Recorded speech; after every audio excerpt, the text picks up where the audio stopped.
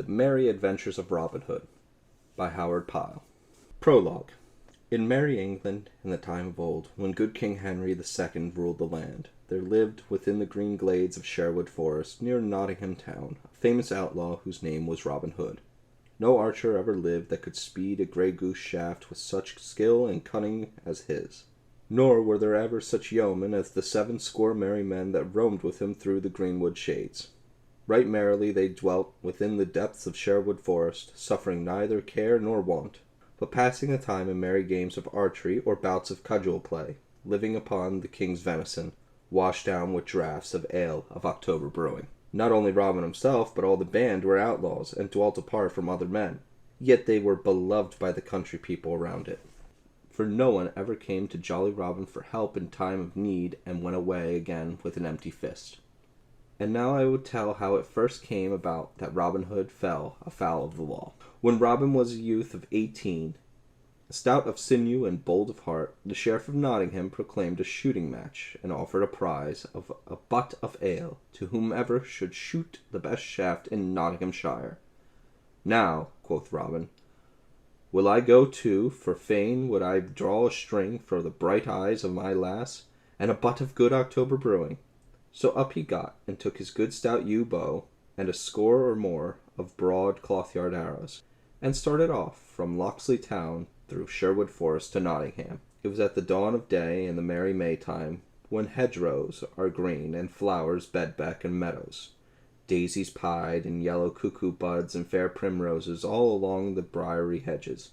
When apple buds blossom, and sweet birds sing, the lark at dawn of day, the throstle-cock and cuckoo, when the lads and lasses look upon each other with the sweet thoughts.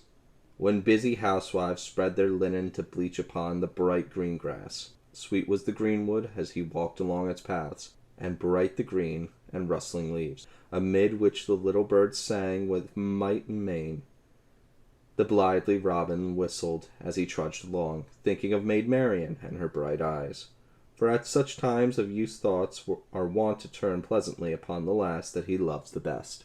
As thus he walked along with a brisk step and a merry whistle, he came suddenly upon some foresters seated beneath the great oak tree. 15 there were in all, making themselves merry with feasting and drinking as they sat around in a huge patsy, to which each man helped himself, thrusting his hands into the pie, and washing down that with which they ate with great horns of ale, which they drew all foaming from a barrel that stood nigh. Each man was clad in Lincoln green, and a fine show they made, seated upon that sword beneath that fair spreading tree. Then one of them, with his mouth full, called out to Robin, "Halloa! Where goest thou, little lad, with thy 1 penny bow and thy farthing shafts?" Then Robin grew angry, for no stripling likes to be taunted with his green years. "Now," quoth he, "my bow and mine arrows are as good as thine, and moreover I go to the shooting match at Nottingham town, which same as has been proclaimed by our good Sheriff of Nottinghamshire. There I will shoot with other stout yeomen, for a prize has been offered of a fine butt of ale." Then one who held a horn of ale in his hand said, "Ho! Listen to the lad. Why, boy, thy mother's milk is yet scarce dry upon thy lips, and yet thou pratest of standing up with the good stout men of Nottingham butts. Thou who art scarce able to draw 1 string of a 2-stone bow. I'll hold the best of you 20 marks, quoth bold Robin, that I hit the clout at 60 rods, by the good help of our Lady fair." At this all laughed aloud, and one said, "Well boasted, thou fair infant, well boasted, and well thou knowest that no target is nigh to make good thy wager."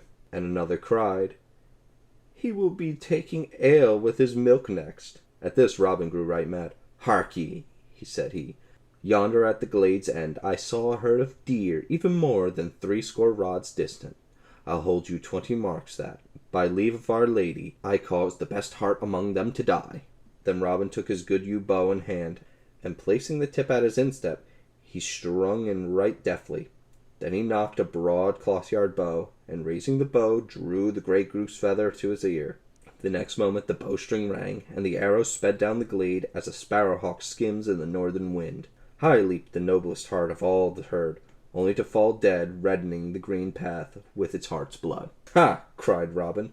"How likest thou that shot, good fellow? I wot the wager were mine, and in it were 300 pounds. Then all the foresters were filled with rage, and he who had spoken the first and had lost the wager was more angry than all. "Nay," cried he, "the wager is none of thine, and get thee gone straightway, or, by all the saints in heaven, I'll blast thy sides until thou wilt ne'er be able to walk again." "Knowest thou not," said another, "that thou hast killed the king's deer, and by the laws of our gracious lord and sovereign, King Harry, thine ears should be shaved close to thy head?" "Catch him," cried a third. "Nay," said a fourth, "let him even go because of his tender years." Never a word said Robin, but he looked at the foresters with a grim face, then turning on his heel strode away from them down the forest glade. But his heart was bitterly angry, for his blood was hot and youthful and prone to boil. Now well would it have been for him who had first spoken, and he left Robin Hood alone, but his anger was hot, both because the youth had gotten the better of him, and because of the deep draughts of ale that he had been quaffing. So of a sudden, without any warning, he sprang to his feet, and seized upon his bow, and fitted it to a shaft. "Aye," cried he, "and I'll hurry thee anon." And he sent the arrow whistling after Robin. It was well for Robin Hood that the same forester's head was spinning with ale, or else he would never have taken another step. As it was, the arrow whistled within 3 inches of his head. Then he turned around, and he quickly drew his own bow, and sent the arrow back in return. "Ye said I was no archer," cried he aloud, "but say so now again." The shaft fell straight, and the archer fell forward with a cry, and lay on his face upon the ground, his arrows rattling about him from out of his quiver, the grey goose shaft wet with his heart's blood. Then, before the others could gather their wits about them, Robin Hood was gone into the depths of the greenwood. Some started after him, but not with much heart, for each feared to suffer the death of his fellow. So presently they all came and lifted the dead man up and bore him away to Nottingham town. Meanwhile Robin Hood ran through the greenwood. Gone was all the joy and brightness from everything, for his heart was sick within him, and it was borne in upon his soul that he had slain a man. "Alas," cried he, "thou hast found me an archer that will make thy wife to ring.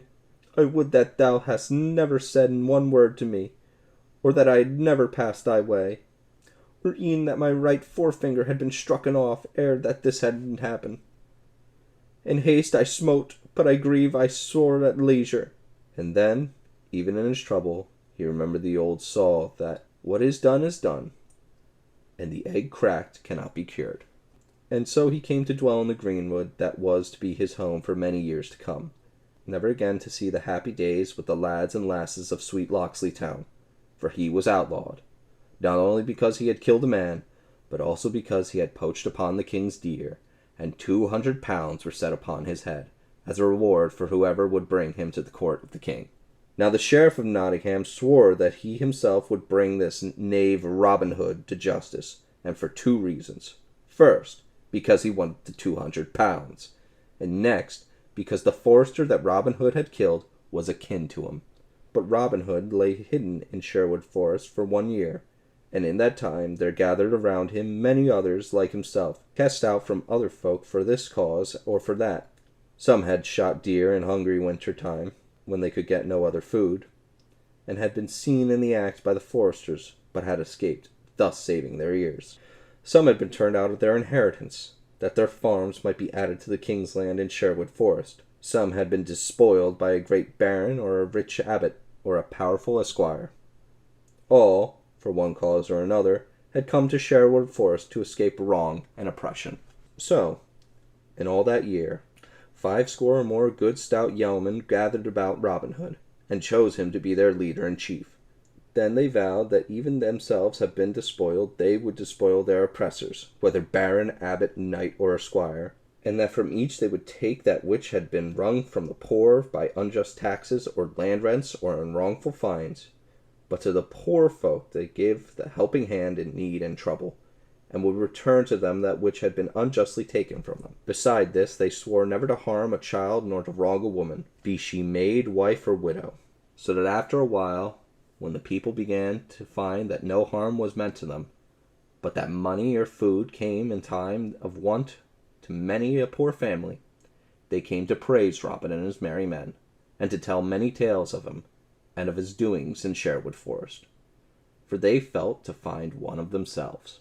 Up rose Robin Hood one merry morn when all the birds were singing blithely among the leaves, and up rose all his merry men, each fellow washing his head and hands in the cold brown brook that leaped laughing from the stone to stone. Then said Robin, "For 14 days have we seen no sport, so now I will go abroad to seek adventures forthwith.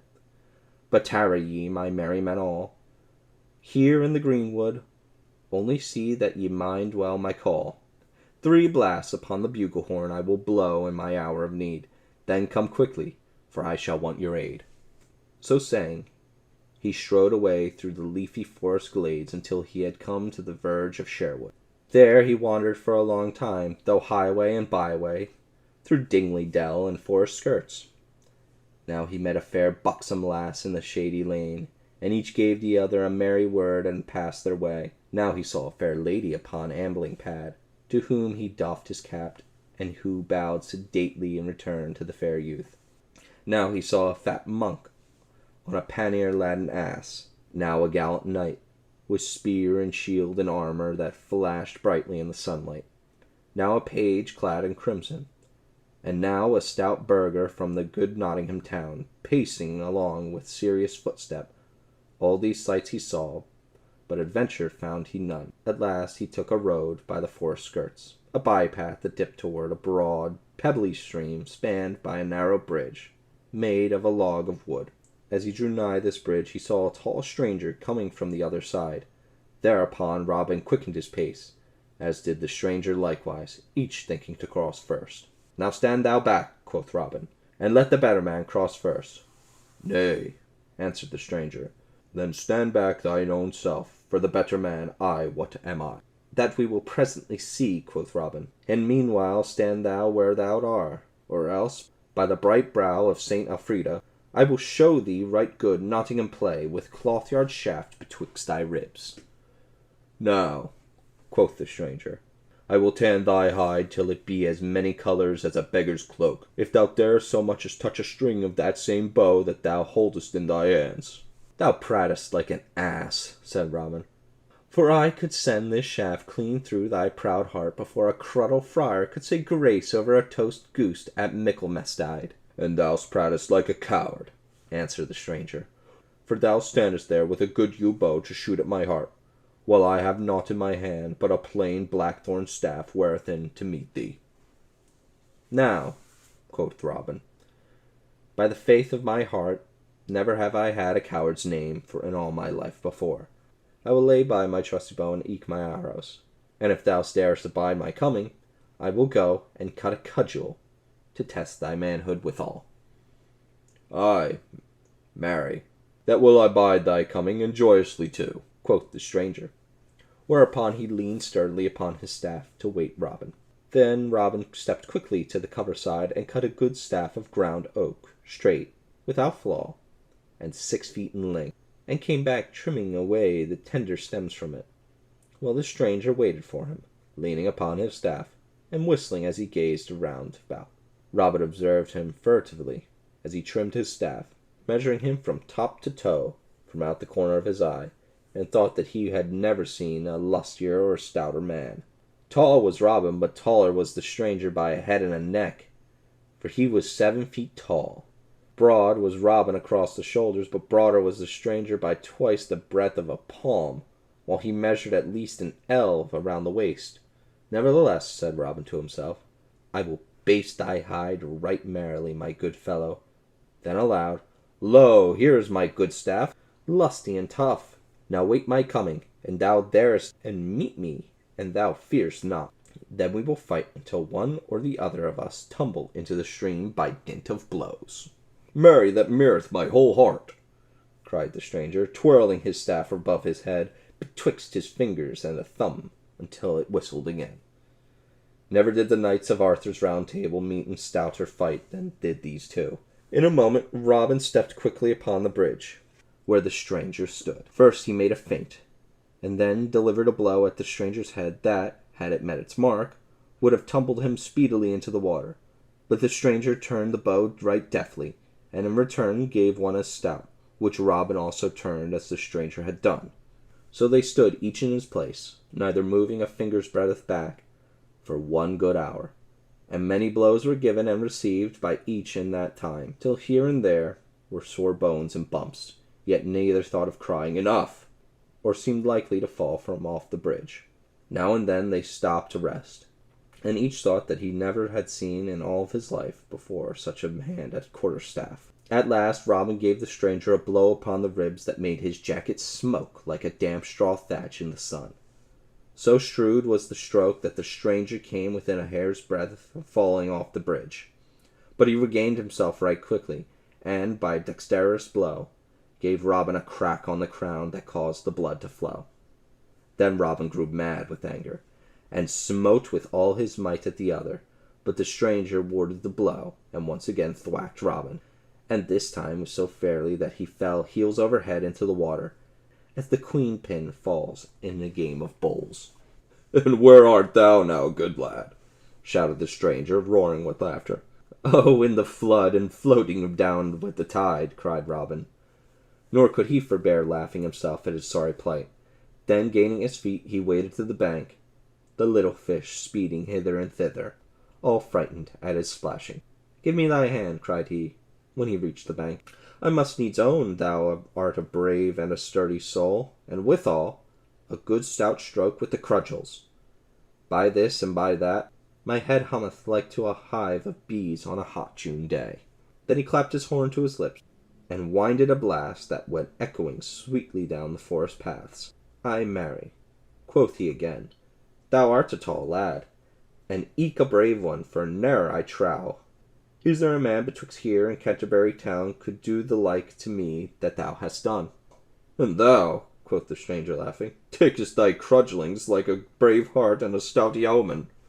And now the distant twigs and branches rustled with the comings of men, and suddenly a score or two of good stout yeomen, all clad in Lincoln green, burst from out the covert, and with merry Will Stutely at their head. "Good master," cried Will, "how is this? Truly thou art all wet from head to foot, and that to the very skin." "Why, marry," answered jolly Robin, "yon stout fellow hath tumbled me neck and crop into the water, and hath given me a drubbling beside." "Then shall he not go without a duckling, and eke of dribbling himself?" cried Will Stutely. "Have at him, lads!" Then Will and a score of yeomen leaped upon the stranger, but though they sprang quickly, they found him ready, and felt him strike right and left with his stout staff, so that, though he went down with a press of numbers, some of them rubbed cracked crowns before he was overcome. "Nay, forbear," cried Robin, laughing until his sore sides ached him again. "He is a right good man and true, and no harm shall befall him. Now hark ye, good youth, wilt thou stay with me and be one of my band? 3 suits of Lincoln green shalt thou have each year, besides 40 marks in fee, and a share with us whatsoever good shall befall us. Thou shalt eat sweet venison, quaff the sweetest ale, and mine own good right-hand man shalt thou be, for never did I see such cudgel player in all my life. Speak, wilt thou be one of my good merry men?" "That know I not," quoth the stranger surlily, for he was angry at being so tumbled out. "If ye handle you bow and apple shaft no better than ye do oak and cudgel, I wot ye are fit to be called yeomen in my country. But if there be any man here that can shoot a better shaft than I, then will I bethink me of joining with you." "Now by my faith," said Robin, "thou art a right saucily varlet, sirrah, yet I will stoop to thee, as I never stooped to a man before. Good Stutely, cut thou a fair white piece of bark 4 fingers in breadth, and set it 80 yards distant on yonder oak. Now, stranger, hit that fairly with a grey goose shaft, and call thyself an archer." "Ay, marry, and that will I," answered he. "Give me a good stout bow and a fair broad arrow, and if I hit it, not strip me and beat me blue with bowstrings." Then he chose the stoutest bow amongst them all, next to Robin's own, and a straight grey goose shaft, well feathered and smooth, and stepping the mark, with all the band sitting or laying upon the greysward, watched to see him shoot. He drew the arrow to his cheek and loosed the shaft right deftly, sending it so straight down the path that it clove the mark in the very center. "Aha!" cried he. Mend thou that if thou canst. While even the yeomen clapped their hands at so fair a shot. That is a keen shot indeed, quoth Robin. Mend it I cannot, but mar it I may, perhaps. Then taking up his good stout bow and nocking an arrow with care, he shot with his very greatest skill. Straight flew the arrow, and so true that it lit fairly upon the stranger's shaft and split it into splinters. Then all the yeomen leaped to their feet and shouted for joy that their master had shot so well.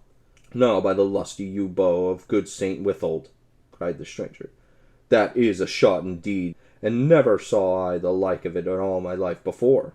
Now truly will I be thy man henceforth and for aye.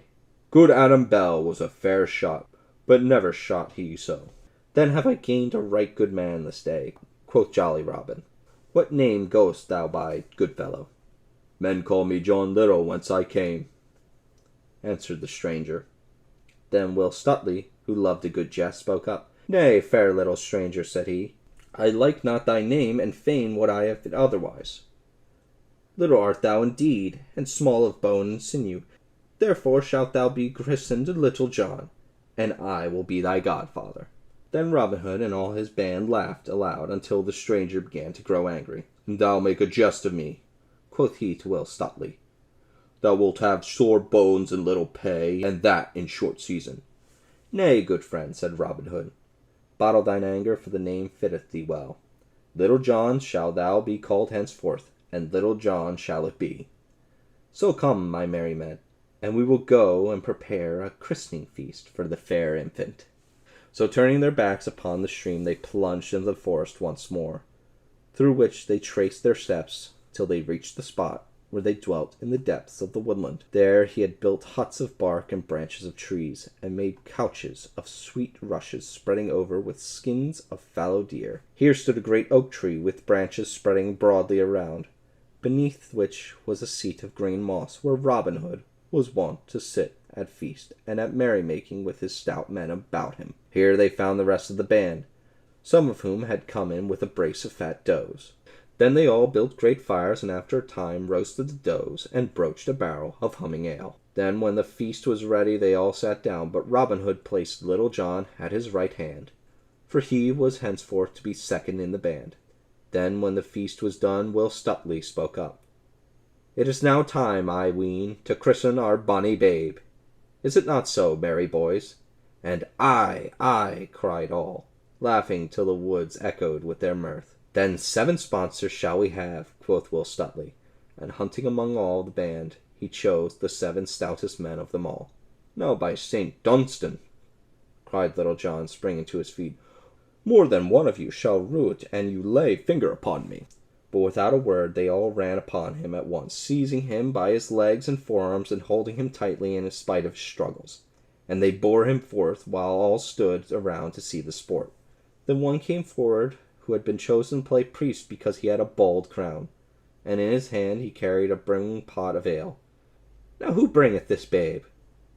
asked he right soberly. That do I, answered Will Stuteley. And what name callest thou him? Little John call I him. Now, Little John, quoth the mock priest, thou hast not lived heretofore, but only got thee along through the world. But henceforth thou wilt live indeed. When thou livest not thou wast called John Little, but now that thou dost live indeed, Little John shalt thee be called. So christen I thee. And at these last words he emptied the pot of ale upon Little John's head.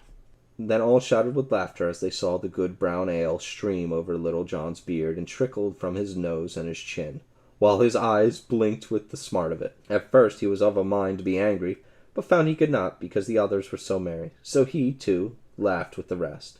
Then Robin took this sweet pretty babe, clothed him all anew from top to toe in Lincoln green, and gave him a good stout bow, and so made him a member of the merry band. And thus it was that Robin Hood became outlawed. Thus a band of merry companions gathered about him, and thus he gained his right-hand man, Little John. And so the prologue ends. And now I will tell of how the Sheriff of Nottingham 3 times sought to take Robin Hood, and how he failed each time. Part first, telling how the Sheriff of Nottingham swore that he would deal dole to Robin Hood. Also, how he made 3 trials thereat, but missed each time by a good bow's length. Chapter 1. Robin Hood and the Tinker. Now it was told before how £200 were set upon Robin Hood's head, and how the Sheriff of Nottingham swore that he himself would seize Robin, both because he would fain have the £200, and because the slain man was a kinsman of his own. Now the Sheriff did not yet know what a force Robin had about him in Sherwood, but thought that he might serve a warrant for his arrest as he could upon any other man that had broken the laws. Therefore he offered 80 golden angels to anyone who would serve this warrant. But men of Nottingham town knew more of Robin Hood and his doings than the sheriff did, and many laughed to think of serving a warrant upon the bold outlaw, knowing well that they would get for such service would be cracked crowns. So that no one came forward to take the matter in hand. Thus a fortnight passed, in which time none came forward to do the sheriff's business. Then said he, "A right good reward have I offered to whomever would serve my warrant upon Robin Hood, and I marvel that no one has come to undertake the task." Then one of his men, who was near him, said, "Good master, thou wottest not the force that Robin Hood has about him, and how little he cares for warrant of king or sheriff. Truly no one likes to go on this service, for the fear of cracked crowns and broken bones." "Then I hold all Nottingham men to be cowards," said the sheriff, "and let me see the man in all Nottinghamshire that dare disobey the warrant of our sovereign lord, King Harry, for, by the shine of St. Edmund, I will hang him 40 cubits high. But if no man in Nottingham dare win 80 angels, I will send elsewhere, and for there should be men of mettle somewhere in this land." Then he called upon a messenger, in whom he placed great trust, and bade him saddle his horse, and make ready to go to Lincoln town to see whether he could find anyone there that would do his bidding and win the reward. So that same morning the messenger started forth upon his errand. Bright shone the sun upon the dusty highway that led from Nottingham to Lincoln, stretching away all white over hill and dale. Dusty was the highway, and dusty the throat of the messenger, so that his heart was glad when he saw before him the sign of the Blue Boar Inn. Then somewhat more than half his journey was done. The inn looked fair to his eyes, and the shade of the oak trees that stood around it seemed cool and pleasant. So he alighted from his horse to rest himself for a time, calling for a pot of ale to refresh his thirsty throat. There he saw a party of right jovial fellows seated beneath the spreading oak that shaded the greensward in front of the door. There was a tinker, 2 barefoot friars, and a party of 6 of the king's foresters, all clad in Lincoln green, and all of them were quaffing humming ale and singing merry ballads of the good old times. Loud laughed the foresters as jests were bandied about between the singing, and louder laughed the friars, for they were lusty men with beards that curled like the wool of black rams. But loudest of all laughed the tinker, and he sang more sweetly than any of the rest. His bag and his hammer hung upon a twig of the oak tree, and near by leaned his good stout cudgel, as thick as his wrist and knotted at the end. "Come," cried one of the foresters to the tired messenger, "come join us for this shot. Ho, landlord, bring a fresh pot of ale for each man." The messenger was glad enough to sit down along with the others who were there, for his limbs were weary, and the ale was good. "Now what news bearest thou so fast?" quoth one. "And whither ridest thou today?" The messenger was a chatty soul, and loved a bit of gossip dearly. Beside the pot of ale warmed his heart, so that, settling himself in an easy corner of the inn bench, while the host leaned upon the doorway and the hostess stood with her hands beneath her apron, he unfolded his budget of news with great comfort. He told all from the very first, how Robin Hood had slain the forester, and how he had hidden in the greenwood to escape the law, how that he lived therein, all against the law, God wot, slaying his majesty's deer, and levying toll on fat abbot, knight, and esquire, so that none dare travel even on the broad Watling street or the Fossway for fear of him. How that the sheriff, heaven save his worship, who paid him, the messenger, 6 every Saturday night, of good broad money stamped with the king's head, beside ale of Michaelmas and a fat goose at Christmas tide, had a mind to serve the king's warrant upon this same rogue, though little would he mind either warrant of king or sheriff, for he was far from being a law-abiding man. Then he told how none could be found in all Nottingham town to serve this warrant, for fear of cracked pates and broken bones, and how that he, the messenger, was now upon his way to Lincoln town to find what mettle the Lincoln men might be, and whether there were any there that dared serve this same warrant. Wherefore he was now sitting among the prettiest lads he had ever known, and the ale was the best ale he had tasted all his life. To this discourse they listened with open mouths and eyes, for it was a fair piece of gossip to them. Then, when the messenger had done, the jolly tinker broke silence. "Now come I, forsooth, from good Banbury town," said he, "and no one nigh Nottingham, nor Sherwood either, and that be the mark, can hold cudgel with my grip. Why, lads, do I not meet the mad wag, Simon of Ely, even at the famous fair at Hertford town, and beat him in the ring at that place before Sir Robert of Leslie and his lady? This same Robin Hood, of whom I wot I never heard before, is a right merry blade, but gin he be strong, am I not stronger? And gin he be sly, am I not slyer?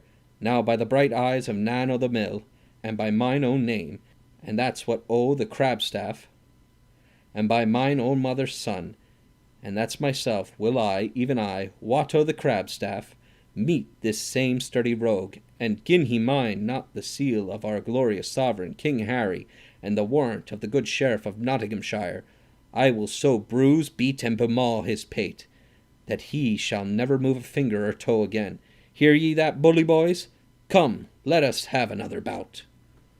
"Now art thou the man for my farthing?" cried the messenger, "and back thou goest with me to Nottingham town."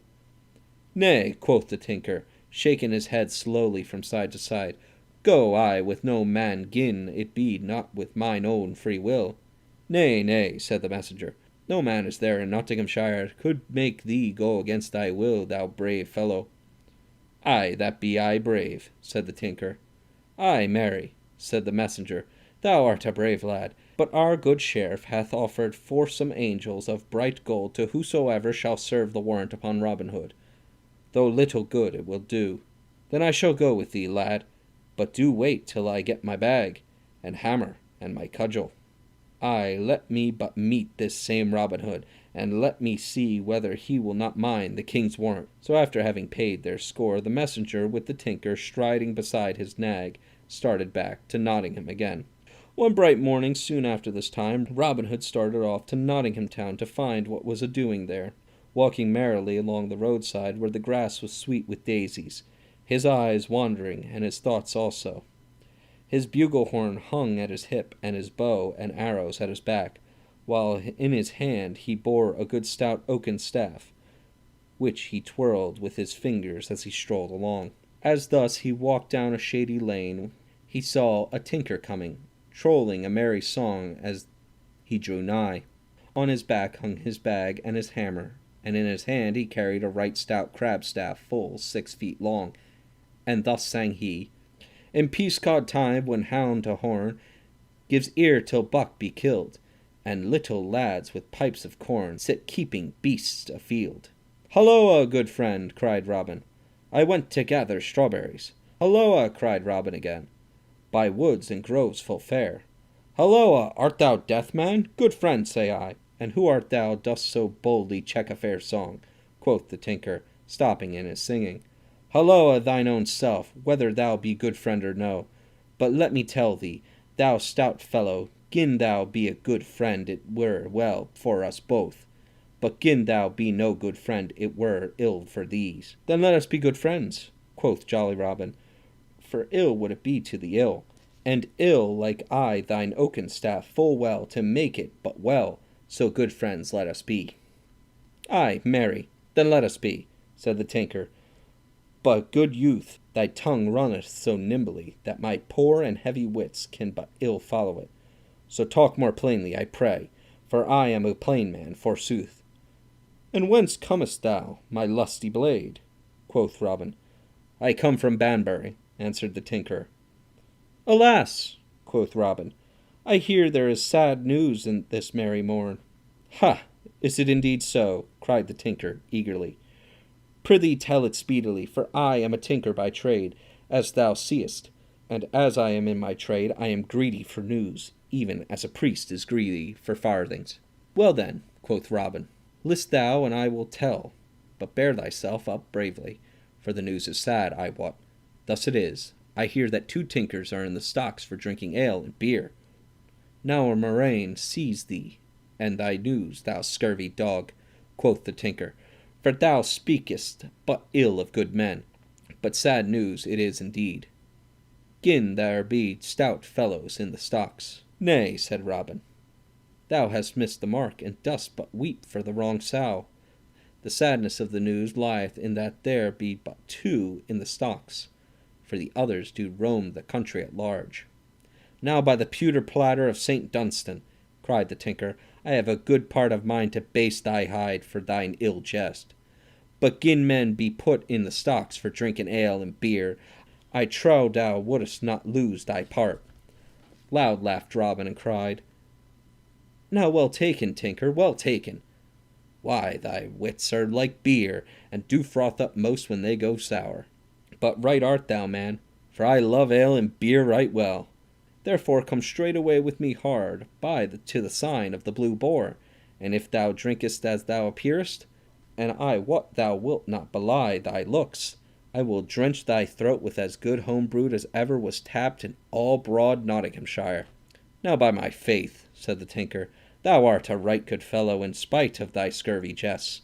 I love thee, my sweet Jock, and gin I go not with thee to the same Blue Boar, thou mayst call me a heathen Jew. Tell me thy news, good friend, I prithee thee," quoth Robin, as they trudged along together, "for tinkers, I ween, are all as full of news as an egg of meat." "Now I love thee as my brother, my bully blade," said the tinker, "else I would not tell thee thy news. For sly am I, man, and I have in hand a grave undertaking that doth call for all my wits. For I come to seek a bold outlaw that men hereabouts call Robin Hood. Within my pouch I have a warrant, all fairly written on a parchment, forsooth, with a great red seal for to make it lawful. Could I but meet this same Robin Hood, I would serve it upon his dainty body, and if he minded it not, I would beat him till every one of his ribs would cry Amen. But thou livest hereabouts. Mayhap thou knowest Robin Hood thyself, good fellow." "Ay, marry, that I do somewhat," quoth Robin, "and I have seen him this very morn. But, tinker, men say that he is but a sad, sly thief. Thou hadst better watch thy warrant, man, or else he may steal it out of thy very pouch." "Let him but try," cried the tinker. "Sly may he be, but sly am I too. I would I had him here now, man to man." And he made his heavy cudgel to spin again. "But what manner of man is he, lad?" "Much like myself," said Robin, laughing, "and in height and build and age nigh the same, and he hath blue eyes, too, like mine." "Nay," quoth the tinker, "thou art but a green youth. I thought him to be a great bearded man. Nottingham men feared him so." "Truly he is not so old nor so stout as thou art," said Robin, "but men do call him a right deft hand at a quarterstaff." "That may be," said the tinker right sturdily, "but I am more deft than he, for did I not overcome Simon of Ely in a fair bout in the ring at Hertford town? But if thou knowest him, my jolly blade, wilt thou go with me and bring me to him? 80 bright angels hath the sheriff promised me if I serve the warrant upon the knave's body, and 10 of them will I give to thee if thou showest me him." "Ay, that I will," quoth Robin. "But show me thy warrant, man, until I see whether it be good or no." "That I will not do, even to mine own brother," answered the tinker. "No man shall see my warrant till I serve it upon yon fellow's own body." "So be it," quoth Robin, "and thou show it not to me, I know not to whom thou wilt show it. But here we are at the sign of the Blue Boar, so let us in and taste his brown October. No sweeter inn could be found in all Nottinghamshire than that of the Blue Boar. None had such lovely trees standing around, or was so covered in trailing clematis and sweet woodbine. None had such good beer and such humming ale, nor, in the winter time, when the north wind howled and snow drifted around the hedges, was there to be found elsewhere such a roaring fire as blazed upon the hearth of the Blue Boar. At such times might be found a goodly company of yeomen or country folk seated around the blazing hearth, bandying merry jests, while roasted crabs bobbed in bowls of ale upon the hearthstone. Well known was the inn to Robin Hood and his band, for there had he and such merry companions as Little John, or Will Stuteley, or young David of Doncaster often gathered when all the forest was filled with snow. As for mine host, he knew how to keep a still tongue in his head, and to swallow his words before they passed his teeth, for he knew very well which side of his bread was bread with butter, for Robin and his band were the best of customers, and paid their scores without having them chalked up behind the door. So now when Robin Hood and the tinker come there too, and called aloud for 2 great pots of ale, none would have known from look or speech that the host had ever set eyes upon the outlaw before.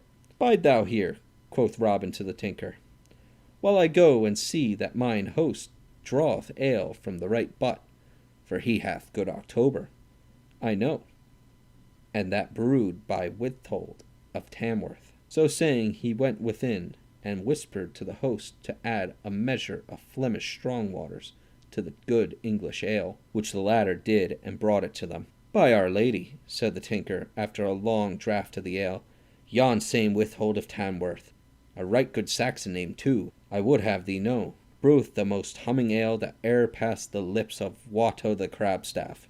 "Drink, man, drink," cried Robin, only wetting his own lips meanwhile. "Ho, landlord, bring my friend another pot of the same. And now for a song, my jolly blade." "Ay, that I will give thee a song, my lovely fellow," quoth the tinker, "for I never tasted such ale in all my days before. By Our Lady, it doth make my head hum even now. Hey, dame hostess, come listen, and thou wouldst hear a song, and thou too, thou bonny lass, for never sing I so well as when bright eyes do look upon me the while." Then he sang an ancient ballad of the time of good King Arthur, called The Marriage of Sir Gawain, which you may sometime read yourself in stout English of early times. And as he sang, all listened to that noble tale of noble knight and his sacrifice to his king. But long before the tinker came to the last verse, his tongue began to trip and his head to spin, because of the strong waters mixed with the ale. First his tongue tripped, then it grew thick of sound, then his head wagged from side to side, until at last he fell asleep, as though he never would waken again. Then Robin Hood laughed aloud, and quickly took the warrant from out the tinker's pouch with his deft fingers.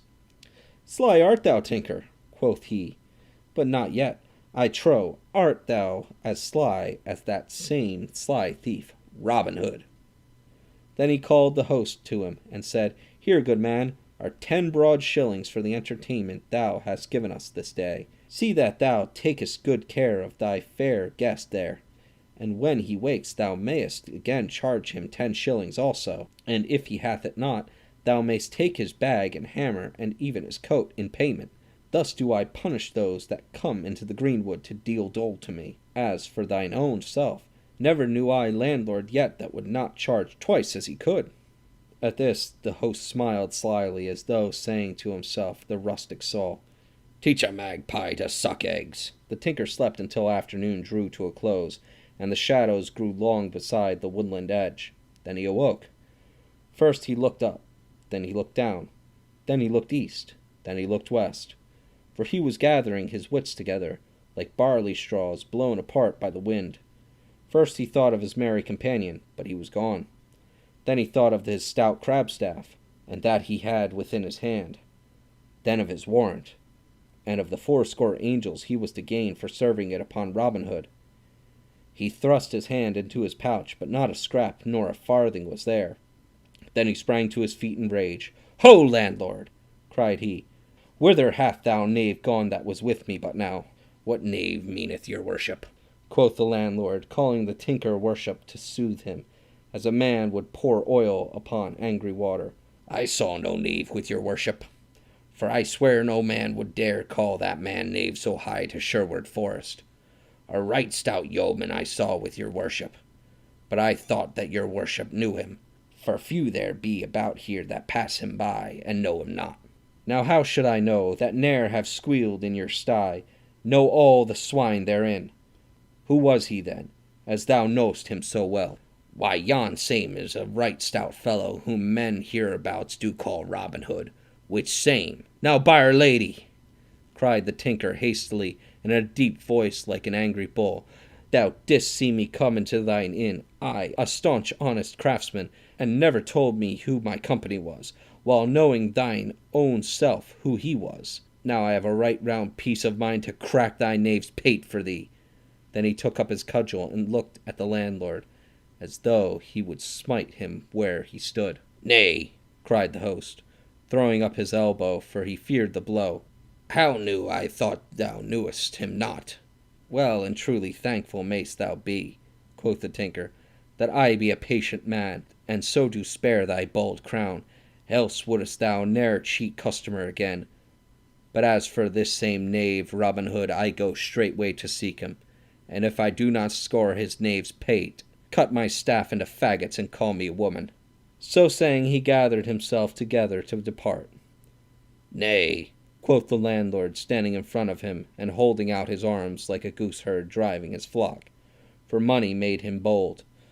Thou goest not till thou hast paid me my score. But did not he pay thee? Not so much as 1 farthing, and 10 good shillings worth of ale have ye drunk this day. Nay, I say, thou goest not away without paying me, else shall our good sheriff know of it. But not have I to pay thee, good fellow, quoth the tinker. Good fellow, not me, said the landlord. Good fellow am I not when it cometh to lose 10 shillings. Pay me that thou stole me in broad money, or else leave thy coat and bag and hammer. Yet I wot they are not worth 10 shillings, and I shall lose thereby. Nay, and thou stirrest. I have a great dog within, and I will loose him upon thee. Macon, open thou the door, and let forth Brian, if this fellow stirs 1 step. Nay, quoth the tinker, for by roaming the country he had learned what dogs were. Take thou what thou wilt have, and let me depart in peace, and may a morion go with thee. But, O landlord, and I catch yon scurvy varlet, I swear he shall pay full with usury for that he hath had. So saying, he strode toward the forest, talking to himself, while the landlord and his worthy dame and Macon stood looking after him, and laughed when he had fairly gone.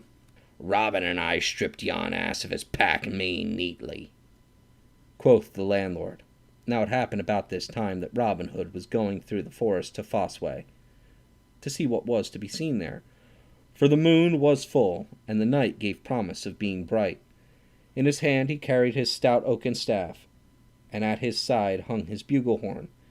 As thus he walked up a forest path, whistling. Down another path came the tinker, muttering to himself and shaking his head like an angry bull. And so, at a sudden bend, they met sharply face to face. Each stood still for a time, and then Robin spoke. Halloa, my sweet bird, said he, laughing merrily. How likest thou thine ale? Wilt not sing to me another song? The tinker said nothing at first, but stood looking at Robin with a grim face. Now, quoth he at last, I am right glad I have met thee, and if I do not rattle thy bones within thy hide this day, I give thee leave to put thy foot upon my neck. With all my heart, cried merry Robin, rattle my bones, and thou canst. So saying, he gripped his staff and threw himself upon his guard. Then the tinker spat upon his hands, and grasping his staff, came straight at the other. He struck 2 or 3 blows, but soon found that he had met his match, for Robin warded and parried all of them, and, before the tinker thought, he gave him a rap upon the ribs in return. At this Robin laughed aloud, and the tinker grew more angry than ever, and smote again with all his might and main. Again Robin warded 2 of the strokes, but at the third his staff broke beneath the mighty blows of the tinker. Now I'll beride thee, traitor staff, cried Robin as it fell from his hands. A foul stick thou art to serve me thus in mine hour of need. Now yield thee, quoth the tinker, for thou art my captive, and if thou do not, I will beat thy pate to a pudding. To this Robin made no answer, but clapping his horn to his lips, he blew 3 blasts, loud and clear. "Ay," quoth the tinker, "blow thou mayest, but go thou must with me to Nottingham town, for the sheriff fain would see thee there. Now wilt thou yield thee, or shall I have to break thy pretty head?" "And I must drink sour ale, I must," quoth Robin, "but never have I yielded me to man before, and that without wound or mark upon my body. Nor, when I bethink me, will I yield now. Ho, my merry men, come quickly!" Then from out of the forest leaped Little John and 6 stout yeomen clad in Lincoln green. "How now, good master?" cried Little John. "What need hast thou that thou dost wind thy horn so loudly?" "There stands a tinker," quoth Robin, "that would fain take me to Nottingham, there to hang upon the gallows tree."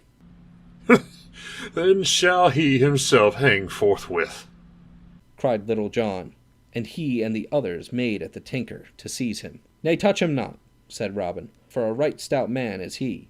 A meadow man he is by trade, and a meddled man by nature. Moreover, he doth sing a lovely ballad. Say, good fellow, wilt thou join my merry men all? 3 suits of Lincoln green shalt thou have a year, besides 20 marks in fee. Thou shalt share all with us, and lead a right merry life in the greenwood. For cares have we not, and misfortune cometh not upon us with the sweet shades of Sherwood, where we shoot dun deer, and feed upon venison and sweet oaten cakes, and the curds and honey. Wilt thou come with me?" "Ay, marry, will I join with you all," quoth the tinker, "for I love a merry life, and I love thee, good master, though thou didst thwack my ribs and cheat me into the bargain. Fain am I to own thou art both a stouter and slyer man than I, so I will disobey thee, and be thine own true servant." So all turned their steps to the forest depths, where the tinker was to live henceforth. For many a days he sang ballads to the band, until the famous Allan a Dale joined them, before whose sweet voice all others seemed as harsh as a raven's. But of him we will learn hereafter. Chapter 2. The shooting match at Nottingham town. Then the sheriff was very wroth because of this failure to take jolly Robin, for it came to his ears, as ill news always does, that the people laughed at him and made a jest of thinking to serve a warrant upon such a one as the bold outlaw. And a man hates nothing so much as being made a jest of. So he said, "O gracious lord, and sovereign king himself shall know of this, and how his laws are perverted and despised by this band of rebel outlaws. As for yon traitor tinker, him will I hang, if I catch him, upon the very highest gallows tree in all of Nottinghamshire." Then he bade all his servants and retainers to make ready to go to London town, to see and speak with the king.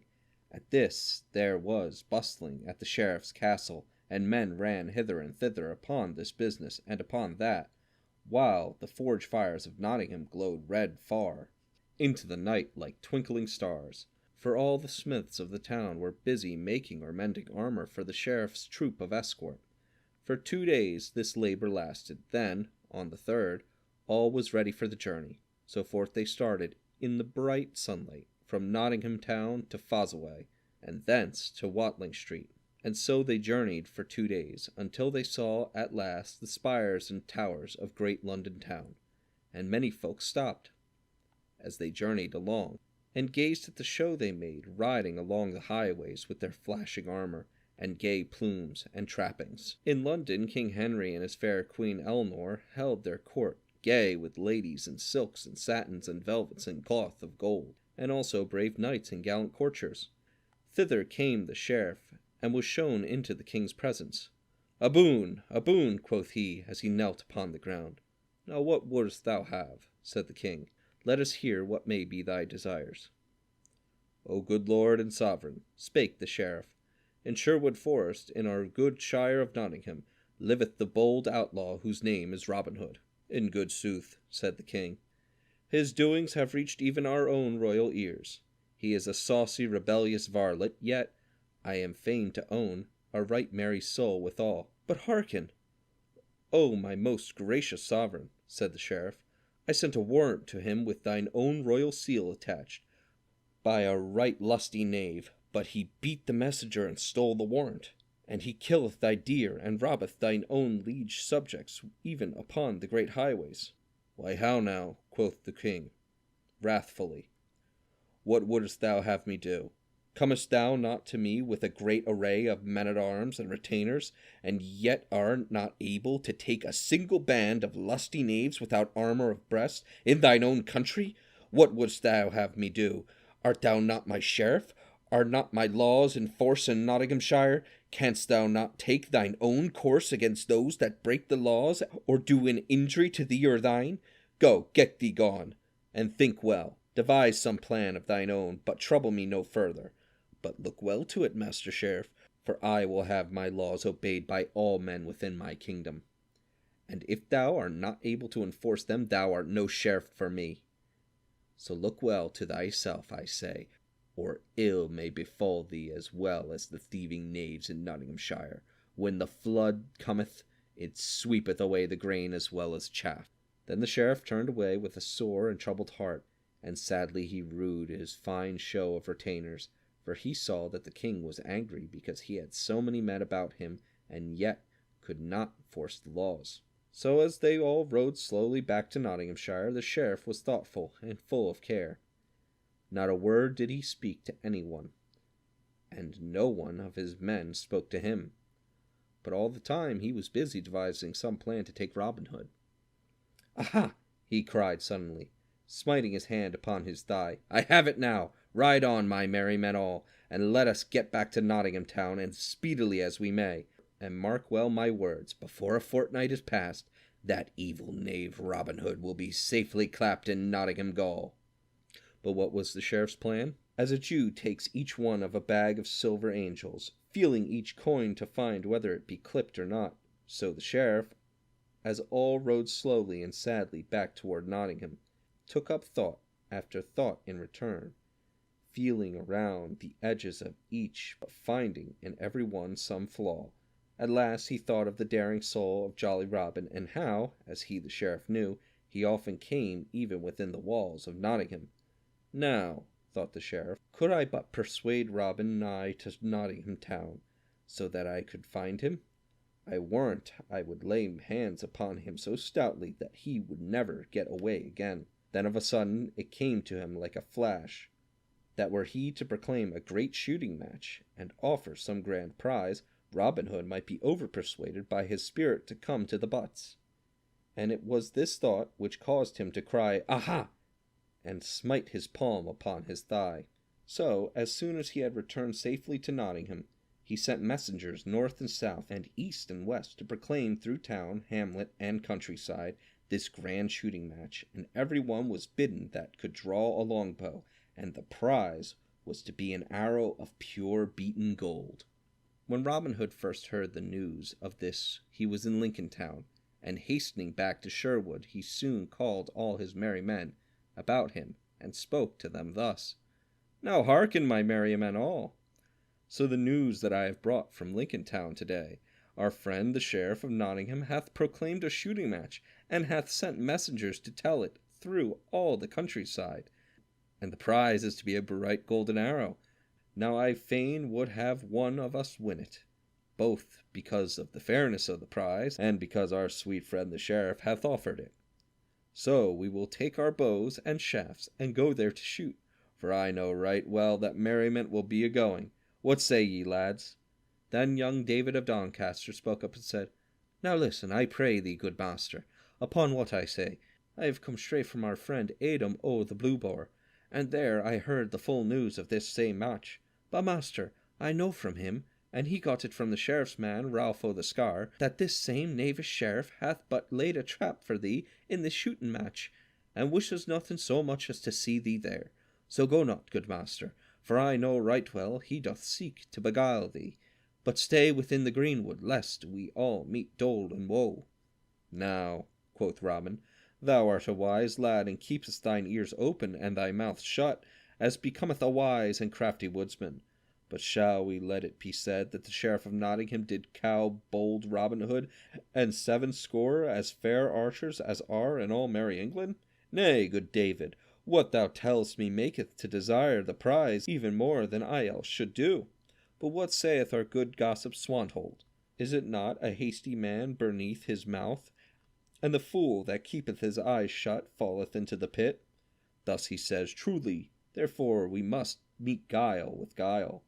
Now some of you clothe yourselves as cutterel friars, and some as rustic peasants, and some as tinkers or as beggars, but see that each man taketh a good bow or broadsword in case need should arise.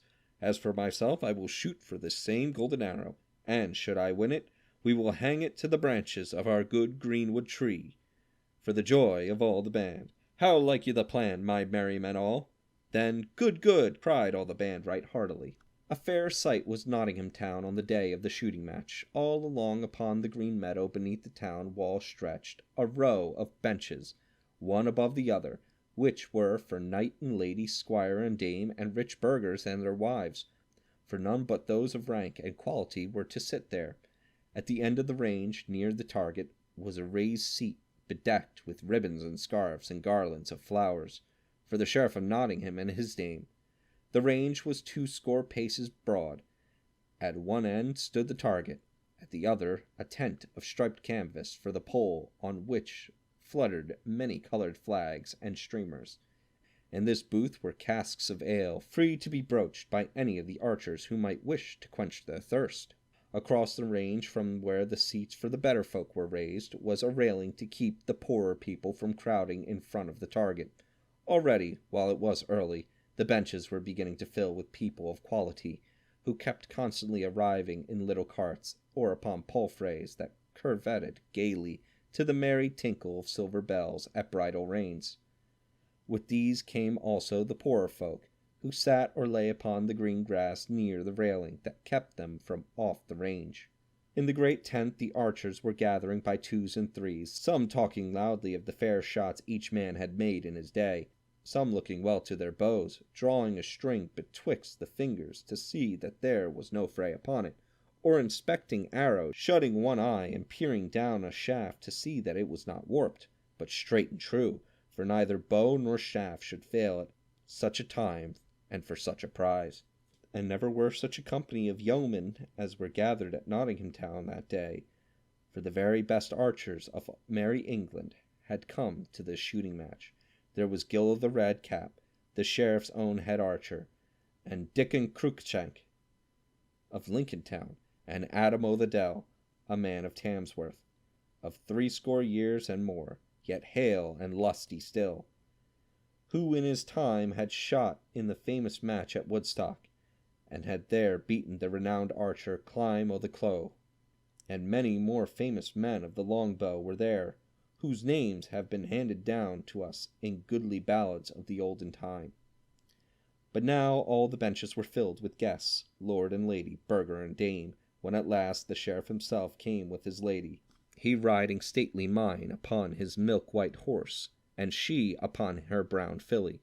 Upon his head he wore a purple velvet cap, and purple velvet was his robe, all trimmed about with rich ermine. His jenkin and hose were of sea-green silk, and his shoes of black velvet, and pointed toes fastened to his garters with gold chains.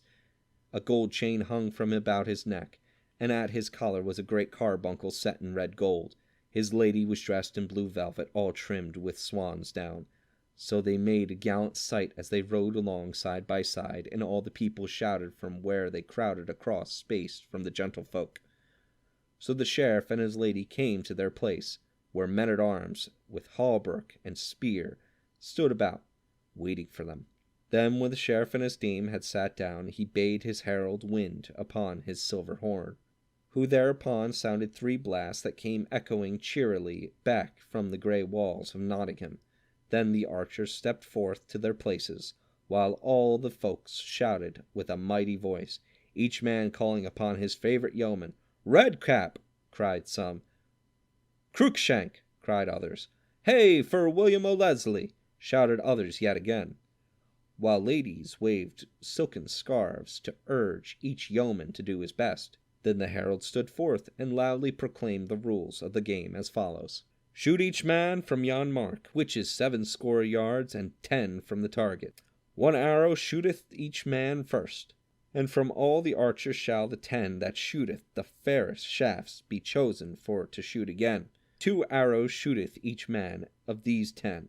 Then shall the 3 that shoot the fairest shafts be chosen for to shoot again. 3 arrows shooteth each man of those 3, and to him that shooteth the fairest shafts shall the prize be given. Then the sheriff leaned forward, looking keenly among the press of archers to find where Robin Hood was amongst them. But no one was that clad in Lincoln green, such as was worn by Robin and his band. Nevertheless, said the sheriff to himself, he may still be there, and I miss him among the crowd of other men. But let me see when but 10 men shoot, for I wot he will be among the 10, or I know him not.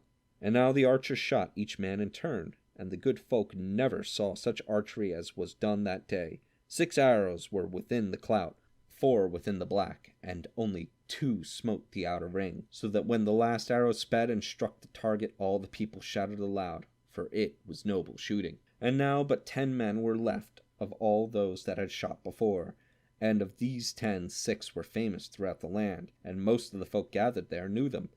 These 6 were Gilbert o' the Redcap, Adam o' the Dell, Dickon Crookshank, William o' Leslie, Herbert o' Cloud, and Swithin o' Hertford. 2 others were yeomen of merry Yorkshire. Another was a tall stranger in blue, who said he came from London town, and the last was a tattered stranger in scarlet, who wore a patch over one eye. Now, quoth the sheriff to a man-at-arms who stood near him, seest thou Robin Hood amongst these 10? Nay, that I do, your lordship, answered the man. 6 of them I know right well. Of those Yorkshire yeomen, one is too tall and the other too short for the bald knave. Robin's beard is as yellow as gold, while yon tattered beggar in scarlet hath a beard of brown, besides being blind of one eye. As for the stranger in blue, Robin's shoulders, I ween, are 3 inches broader than his. Then, quoth the sheriff, smiting his thigh angrily, yon knave is a coward as well as a rogue, and dares not show his face among good men and true. Then after they had rested a short time, those 10 stout men stepped forth to shoot again. Each man shot 2 arrows, and as they shot, not a word was spoken, but all the crowd watched with scarce a breath of sound. But when the last had shot his arrow, another great shout arose, while many cast their caps aloft for joy of such marvellous shooting. Now by our gracious Lady fair, quoth old Sir Amyas of the Dell, who bowed with 80 year and more, sat near the sheriff, ne'er I see such a archery in all my life before. Yet have I seen the best hands at the longbow for 80 years or more. And now but 3 men were left of all those that had shot before. One was Gil o' the Redcap, one the tattered stranger in scarlet, and one Adam o' the Dell of Tamworth town. Then all the people called aloud, some crying, Ho for Gilbert o' the Redcap, and some, Hey for stout Adam o' the Dell, and some, Hey for stout Adam o' Tamworth. But not a single man in the crowd called upon the stranger in scarlet. Now shoot thou well, Gilbert, cried the sheriff, and if thine be the best shaft, 50 broad silver pennies will I give to thee beside the prize. Truly I will do my best, quoth Gilbert, right sturdily. A man cannot be aught but his best, but that will I strive to do this day. So saying, he drew forth a fair smooth arrow with a broad feather, and fitted it deftly to the string. Then drawing his bow with care, he sped the shaft. Straight flew the arrow, and lit fairly in the clout, a finger breadth from the centre. A Gilbert! A Gilbert! Shouted all the crowd. And, now by my faith, cried the sheriff, smiting his hands together, that is a shrewd shot. Then the tattered stranger stepped forth, and all the people laughed as they saw a yellow patch that showed beneath his arm when he raised his elbow to shoot, and also to see him aim with but one eye. He drew the good yew bow, and quickly loosed the shaft. So short was the time that no man could draw a breath betwixt the drawing and the shooting, yet his arrow lodged nearer the centre than the other by twice the length of a barley corn. Now by all the saints in paradise, cried the sheriff, that is a lovely shaft in very truth. Then Adam o' the Dell shot carefully and cautiously, and his arrow lodged close beside the stranger's. Then after a short space they all 3 shot again, And once more each arrow lodged within the clout, but this time Adam of the Dells was farthest from the center, and again the tattered stranger's shot was the best. Then, after another time of rest, they all shot for the third time. This time Gilbert took great heed to his aim, keenly measuring the distance and shooting with shrewdest care. Straight flew the arrow, and all shouted till the very flags that waved in the breeze shook with the sound, and the rooks and daws flew clamoring about the roofs of the old grey tower, for the shaft had lodged close beside the spot that marked the very center. "Well done, Gilbert!" cried the sheriff, right joyously. "Fain am I to believe the prize is thine, and right fairly won.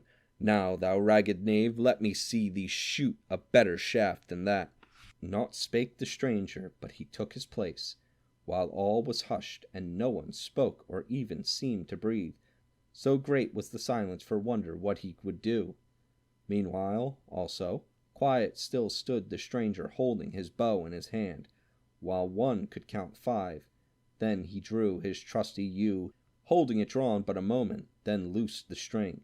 Straight flew the arrow, and so true that it smote a grey goose feather from old Gilbert's shaft, which fell fluttering through the sunlit air as the stranger's arrow lodged close beside his of the red cap, and in the very center. No one spoke a word for a while, and no one shouted, but each man looked into his neighbor's face amazedly. "Nay," quoth old Adam of the Dell, presently, drawing a long breath and shaking his head as he spoke, 20 years and more I have shot shaft, and maybe not all times bad, but I shoot no more this day, for no man can match with yon stranger, whosoever he may be." Then he thrust his shaft into his quiver, rattling, and unstrung his bow without another word.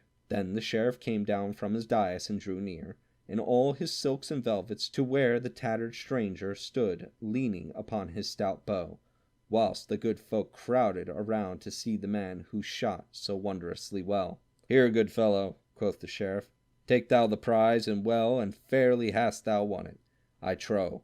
What may be thy name, and whence comest thou?" "Men do call me Jock of Teviotdale, and thence am I come," said the stranger.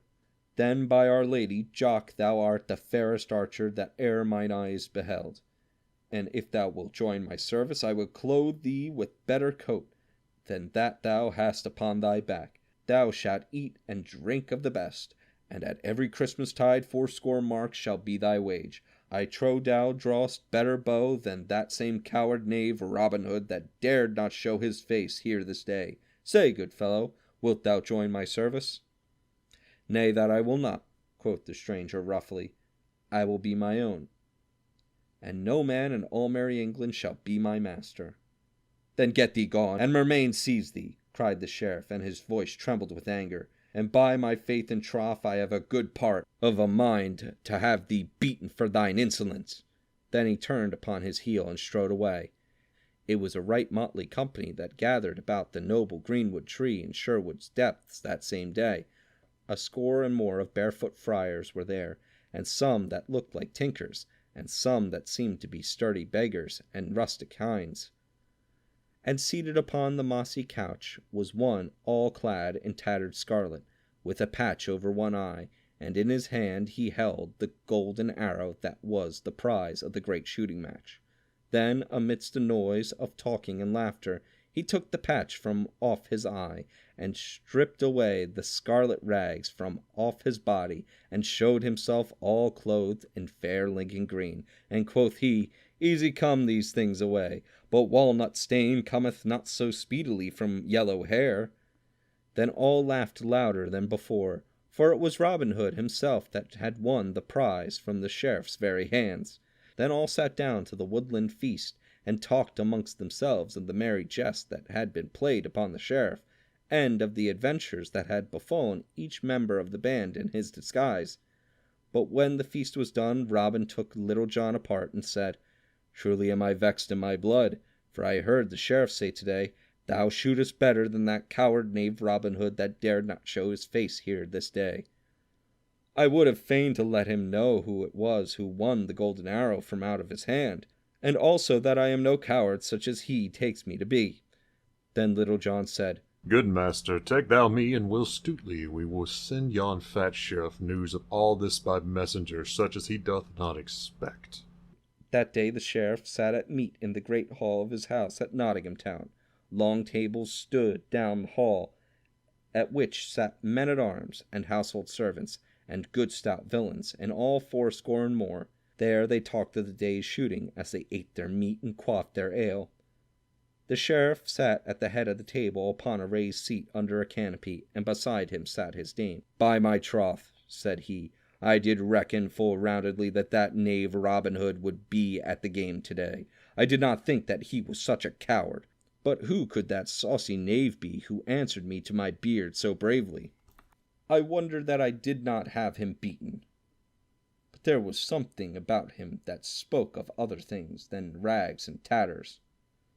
Then, even as he finished speaking, something fell rattling among the dishes on the table, while those that sat near started up wondering what it might be. After a while, one of the men-at-arms gathered courage enough to pick it up and bring it to the sheriff. Then everyone saw that it was a blunted grey goose shaft, with a fine scroll about the thickness of a goose quill, tied near to its head.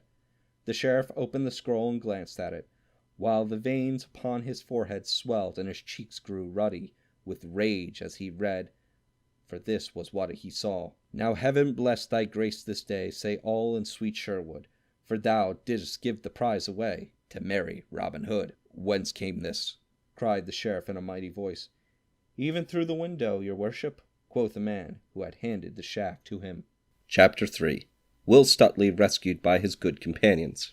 Now when the sheriff found that neither law nor guile could overcome Robin Hood, he was much perplexed, and said to himself, "Fool that I am! Had I not told our king of Robin Hood, I would not have gotten myself into such a coil. But now I must either take him captive or have wrath visited upon my head for his most gracious majesty. I have tried law, I have tried guile, and I have failed in both, so I will try what may be done with might."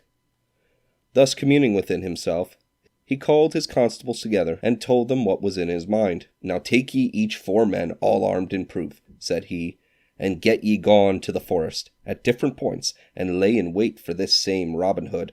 But if any constable finds too many men against him, let him sound a horn, and then let each band within hearing come with all speed and join the party that calls them. Thus, I think, shall we take this green-clad knave. Furthermore, to him that first meeteth with Robin Hood shall 100 pounds of silver money be given, if he be brought to me, dead or alive.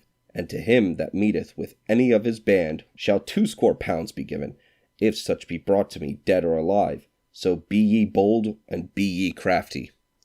And thus they went into 80 companies of men of 5 to Sherwood Forest, to take Robin Hood, each constable wishing that he might be the one to find the bold outlaw, or at least one of his band. For 7 days and nights they hunted through the forest glades, but never saw so much as a single man in Lincoln Green. For tidings of all this had been brought to Robin Hood by trusty Odom of the Blue Boar. When he first heard the news, Robin said, "If the sheriff dare send force to meet force, well will it be for him and many a better man beside, for blood will flow, and there will be a great trouble for all.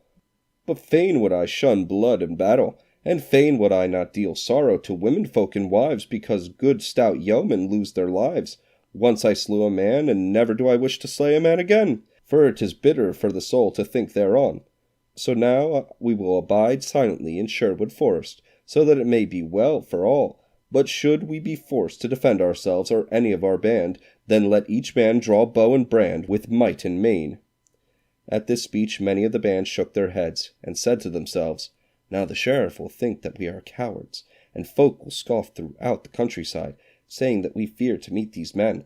But they said nothing aloud, swallowing their words, and doing as Robin bade them.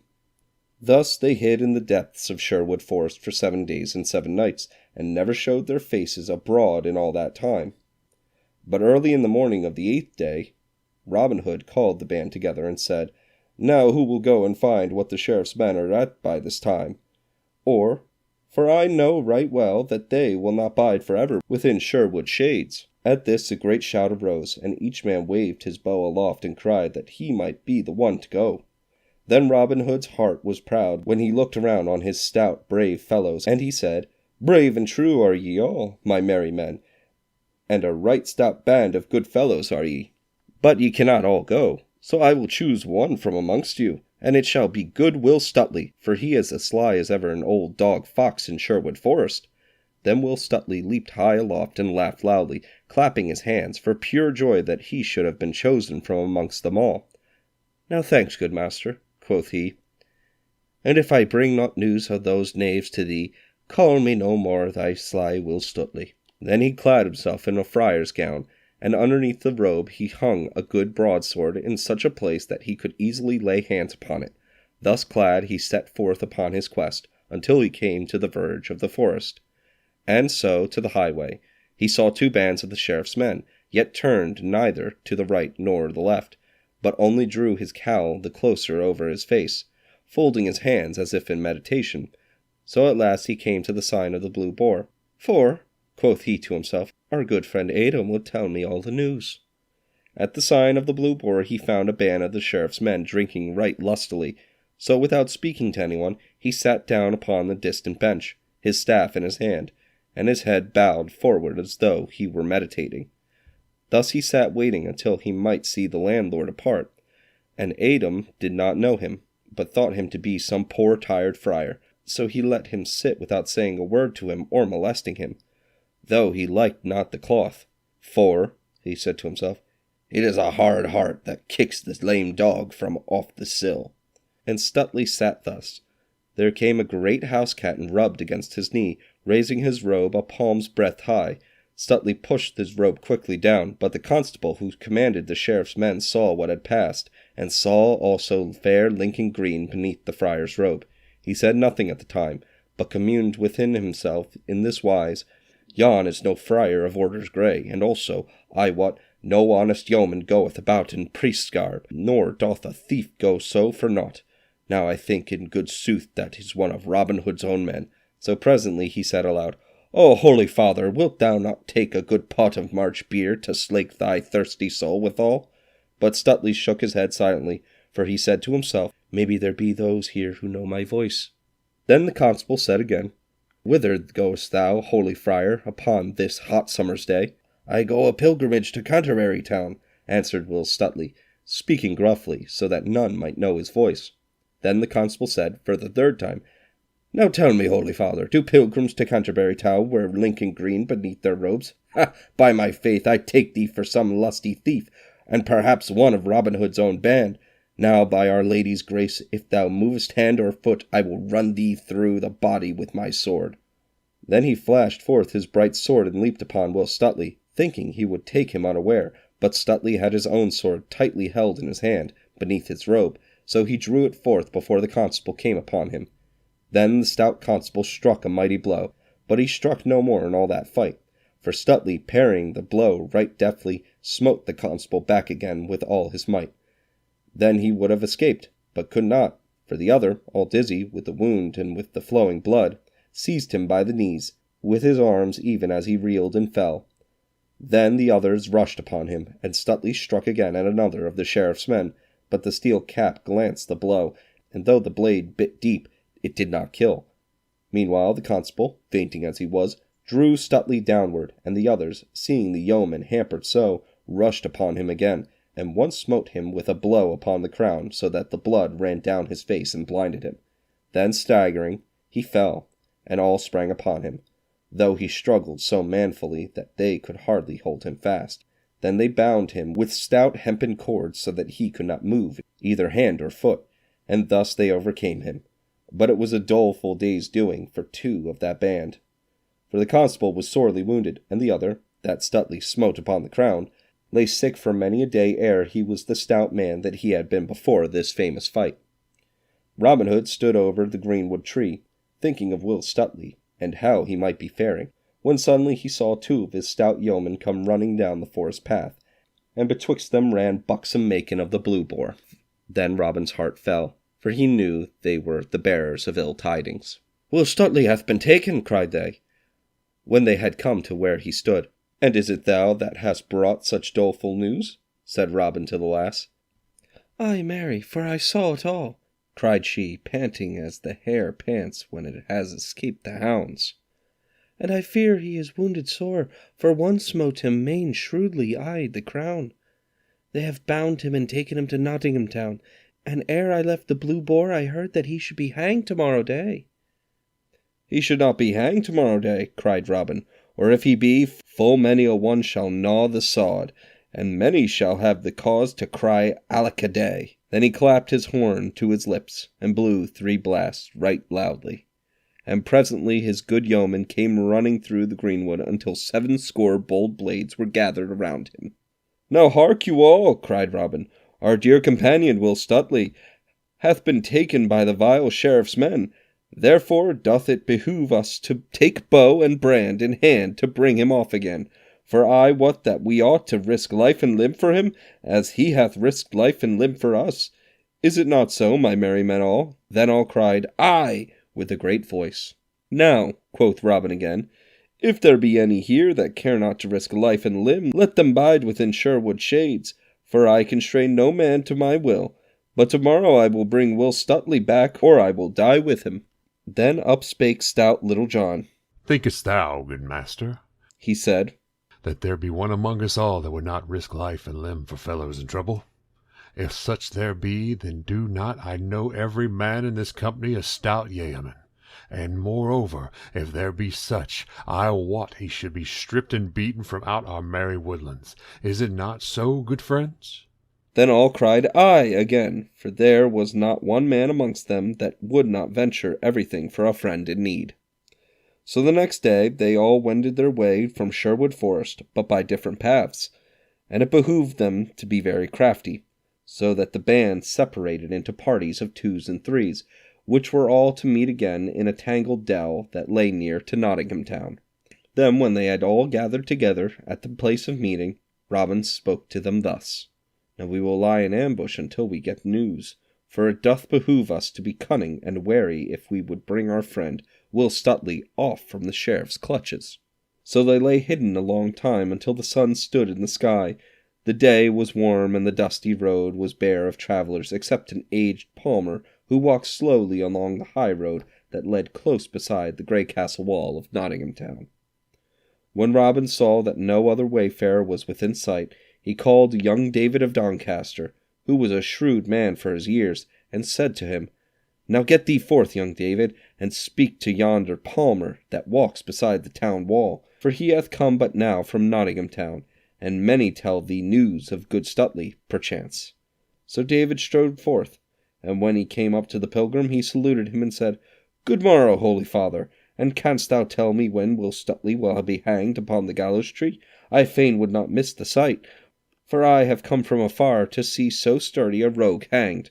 Now out upon thee, young man, cried the palmer, that thou shouldest speak so when a good stout man is to be hanged for nothing but guarding his own life. And he struck his staff upon the ground in anger. Alas, say I, that this thing should be, for even this day, tomorrow evening, when the sun falleth low, he shall be hanged, 80 rods from the great town gate of Nottingham, where 3 roads meet, for there the sheriff sweareth he shall die as a warning to all outlaws in Nottinghamshire.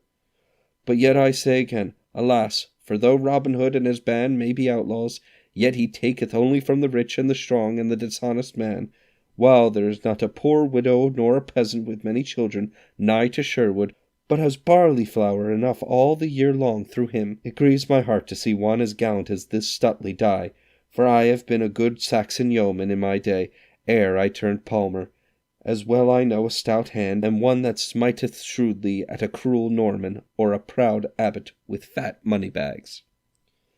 Had good Stuteley's master but known his man was compassed about with perils, perchance he might send succour to bring him out of the hand of his enemies.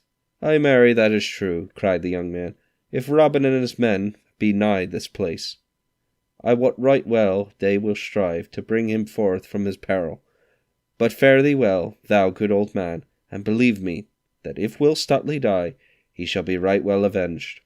Then he turned and strode rapidly away, but the palmer looked after him, muttering, I wot that youth is no country hind that hath come to see a good man die. Well, well, perchance Robin Hood is not so far away, but that there will be stout doings this day. So he went upon his way, muttering to himself. When David of Doncaster told Robin Hood what the palmer had said to him, Robin called the band around him, and spoke to them thus. Now let us get straightway into Nottingham town, and mix ourselves with the people there, but keep ye one another in sight, pressing as near the prisoner and his guards as ye can. When they come outside the walls, strike no man without need, for I would fain avoid bloodshed, but if ye do strike, strike hard, and see that there be no need to strike again. Then keep all together until we come again to Sherwood, and let no man leave his fellows. The sun was low in the western sky when a bugle note sounded from the castle wall. Then all was bustle in Nottingham town, and crowds filled the streets, for all knew that the famous Will Stuteley was to be hanged that day. Presently the castle gates opened wide, and a great array of men-at-arms came forth with noise and clatter, the sheriff, all clad in shining mail of linked chain, riding at their head. In the midst of all the guard, in a cart, with a halter about his neck, rode Will Stuteley.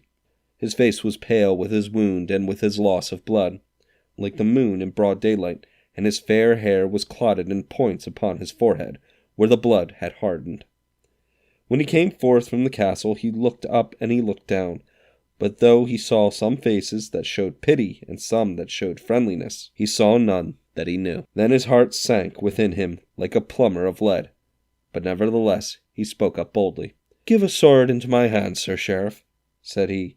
A wounded man though I be, I will fight thee and all thy men till life and strength be gone. Nay, thou naughty varlet, quoth the sheriff, turning his head and looking right grimly upon Will Stuteley. Thou shalt have no sword, but shalt die a mean death, as beseemeth a vile thief like thee. Then do but untie my hands, and I will fight thee and thy men with no weapon, but only my naked fists. I crave no weapon, but let me not be meanly hanged this day. Then the sheriff laughed aloud. Why, how now, quoth he, is thy proud stomach quailing? Shrive thyself, thou vile knave, for I mean that thou shalt hang this day, and that where three roads meet, so that all men shall see thee hang, for carrion crows and daws to peck at. O thou dastard heart, cried Will Stuteley, gnashing his teeth at the sheriff. Thou coward hind, if ever my good master meet thee, thou shalt pay dearly for this day's work. He doth scorn thee, and so do all brave hearts. Knowest thou not that thou and thy name are jest upon the lips of every brave yeoman? Such a one as thou art, thou wretched craven, will never be able to subdue bold Robin Hood. Ha! cried the sheriff, in a rage. Is it even so? Am I a jest with thy master, as thou callest him? Now I will make a jest of thee, and a sorry jest withal, for I will quarter thee limb from limb after thou art hanged. Then he spurred his horse forward, and said no more to Stuteley. At last they came to the great town gate, through which Stuteley saw the fair country beyond, with hills and dales all clothed in verdure, and far away the dusky line of Sherwood's skirts. Then when he saw the slanting sunlight lying on field and fallow, shining redly here and there on a cot and farmhouse, and when he heard the sweet birds singing their vespers, and the sheep bleating upon the hillside, and beheld the swallows flying in the bright air, there came a great fullness to his heart, so that all things blurred to his sight through salt tears. And he bowed his head lest the folk should think him unmanly when they saw the tears in his eyes. Thus he kept his head bowed, till they had passed through the gate, and were outside the walls of the town. But when he looked up again, he felt his heart leap within him, and then stand still for pure joy, for he saw the face of one of his own dear companions, of Mary Sherwood.